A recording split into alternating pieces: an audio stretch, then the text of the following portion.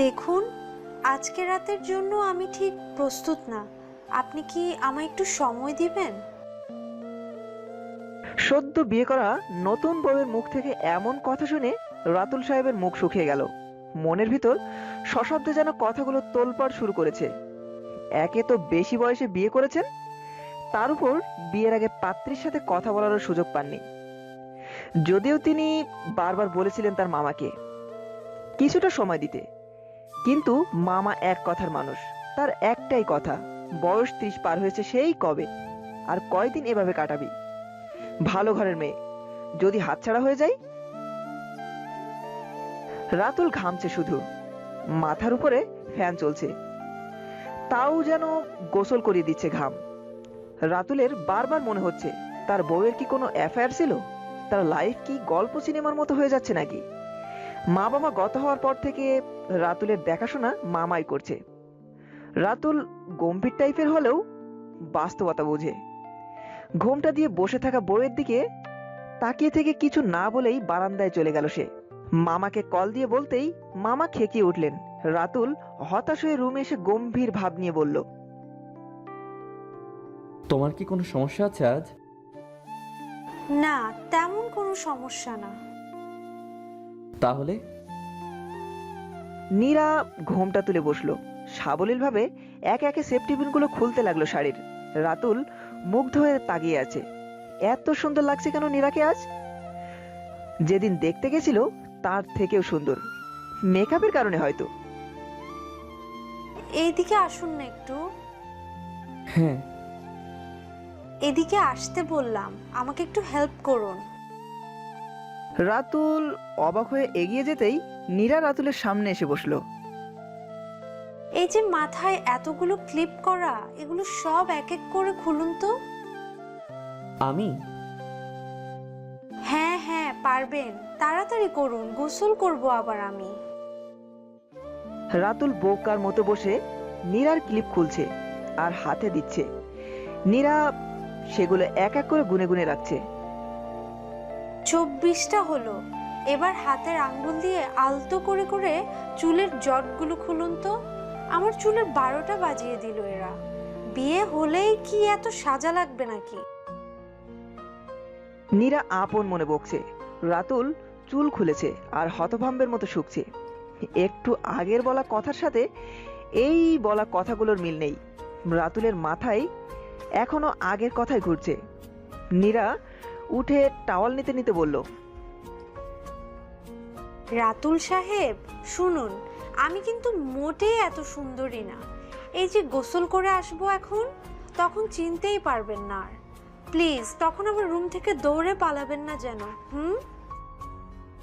রাতুল ঘাড় কাত করে সম্মতি দিয়ে ভেবাচাকা খেয়ে বসে রইল। নতুন আরেকটা চিন্তা যোগ হয়েছে। নীরার ফ্যামিলি কি তবে ঠকিয়েছে? আগেও একবার দেখেছে, তখনও তাহলে পার্লার থেকে সাজিয়েছিল। রাতুল আল্লাহকে ডাকতে লাগলো, না জানি অরিজিনাল নীরা দেখতে কেমন। কালো হোক কিংবা সুন্দর হোক, তাতে সমস্যা নেই, দেখতে একটু মায়া মায়া হইলেই হবে। একটু পর নীরা বেরিয়ে আসলো, একটা সুতির শাড়ি পরে। একদম তরতাজা ফুলের মতো লাগছে তাকে। রাতুলের মনের সব ভয় হাওয়ার মতো মিলিয়ে গেল। মেয়েটা অসম্ভব সুন্দর, একেবারে মায়াময় সুন্দর। এর সাথে সাদা কালোর প্রভেদ চলে না। সুন্দর মানে সে তো রংবিহীন সুন্দর। আচ্ছা, বলনি তো তোমার কি সমস্যা? আমি প্রেগনেন্ট। হোয়াট? এটা ভাবেননি? মানে এটা কেন ভাববো? ও হ্যাঁ, আপনি ভাবছেন আমার কোনো রিলেশন চলছে। হ্যাঁ। আপনি ভুল চিন্তা ভাবনা এমন লেম হলে হবে।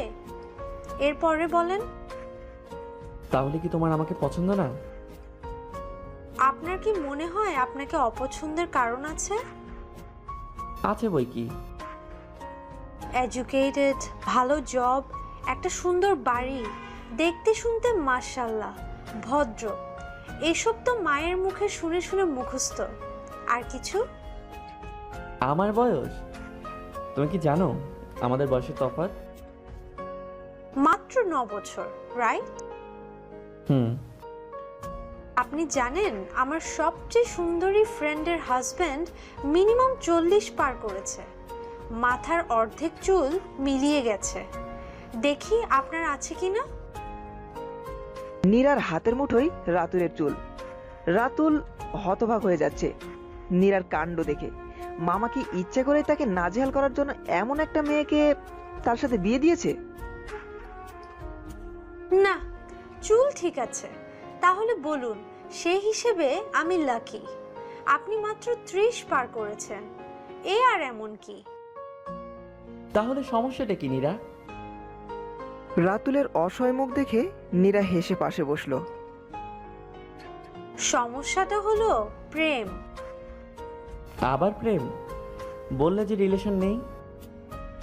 প্রেম মানে আমাদের পারস্পরিক ভালোবাসাটা। এখনো কি আমাদের মাঝে কোনো প্রকার টান, মায়া বা প্রেম জাতীয় কিছু এসেছে? এসব কিছু ছাড়াই আমি আমাকে কি করে আপনার হাতে তুলে দিই? শুধুমাত্র মোহের বশে, নাকি শারীরিক আবেদনে? রাতুল তাকিয়ে রইল নীরার দিকে। সত্যিই তো, তাদের মাঝে তো প্রেম নেই, মায়াটা তো সময়ের ব্যাপার। নীরাকে তার ভালোই লেগেছে দেখে, সেটা মোহ ধরা যায়, কিন্তু ভালোবাসাটা তো সময়ের সাথে সাথেই প্রকাশ পায়। সেই সময়টুকুন কত সময় তা সে জানে না। আবার সে যেভাবে ভালোবাসবে, নীরা কি সেভাবে বেসে উঠতে পারবে কি না, এই প্রশ্ন থেকেই যাচ্ছে। শরীর দিয়েই একটা ভালোবাসার স্বপ্ন শুরু করতে হবে, এটা ভাবতেই ভয় লাগলো রাতুলের। শরীর দিয়ে কেন শুরু হবে? প্রেম দিয়েই শুরু হোক। দেখুন রাতুল সাহেব, আপনাকে দেখে যে কারো তাক লেগে যাবে। Trust me. প্রথম যেদিন আমাকে দেখতে গেছিলেন না মামার সাথে, আড়ালে দেখে আমারও লেগেছিল। আপনাকে বিয়ে করার জন্য যে কারোরই মন আনচান করবে, আমারও করেছে, শুধুমাত্র আপনাকে দেখেই। তাহলে ভাবুন, আপনার কাছে আসার জন্য আমার কেমন উদ্গ্রীবতা। তবু সময় চাইছি, কারণ আমি আমাদের সুন্দর সম্পর্কটা ধীরে সুস্থে সাজাতে চাই। একদম নিশ্চিন্ত হয়ে, বুঝলেন? নিশ্চিন্ত বলতে? ধরুন আপনার সাথে আমার প্রেম থাকলে একটা চিন্তা হতো, বিয়ে হবে কি হবে না, স্বপ্নগুলো সত্যি হবে কি না। কিন্তু আমাদের তো তা ছিল না, সোজা বিয়েটাই হয়ে গেল। ব্যাস, একদম নিশ্চিন্ত আমি। এবার নিজের জিনিস যেমন খুশি ইউজ করব। সুন্দর না? নীরার মুখে এমন ভাবে কথাগুলো বের হচ্ছে, রাতুল হা করে শুনছে আর হাসছে। খুব বেশি সুন্দর। যতটা ভয় পাচ্ছিলাম তার থেকে বেশি। কি? তুমি? যাক, আমি সরি। এই কথাগুলো আমার বলা উচিত ছিল আসলে। কি অদ্ভুত, তাই না? মন ছোঁয়ার আগে আমরা শরীরে ডুবে বসে থাকি। এই সময়টুকুন আমারই দেওয়া উচিত ছিল তোমাকে। একটা অজানা মেয়ের ভেতরকার রহস্য উদ্ঘাটন করার আগেই আমরা তার গায়ের গন্ধ খুঁজতে ব্যস্ত হয়ে পড়ি। ভয় পেয়ে গেছিলেন তাই না প্রথমে? ভীষণ। আমার সাদাসিধে জীবন নীরা, একা একা মানুষ, ক্যারিয়ার নিয়ে এত সিরিয়াস ছিলাম যে আর কিছুই গা ঘেঁষেনি। দাম্পত্য বা সংসার কেমন হয় আমি জানি না। মা বাবা ছিলেন না, ভয় ছিলাম কি আসবে জীবনে, কেমন হবে, এই ভয়ে বয়স পেরিয়ে গেল। অ্যাট লাস্ট মামা হুট করে এইসব করে বসলেন। রাগ হয়েছিল তার উপর প্রচুর। এখনো মামার উপর তাহলে ক্ষেপে আছেন? না, তা নয়, একটু আগে অবধি ছিলাম।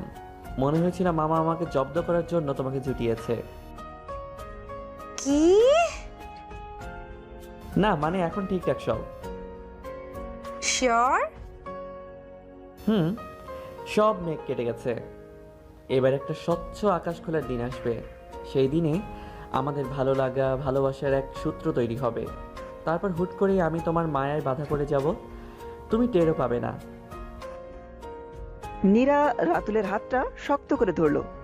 এই হাত ভরসার ধরা, নিজের অস্তিত্বের ধরা, নতুন একটা শুরুর জন্য ধরা।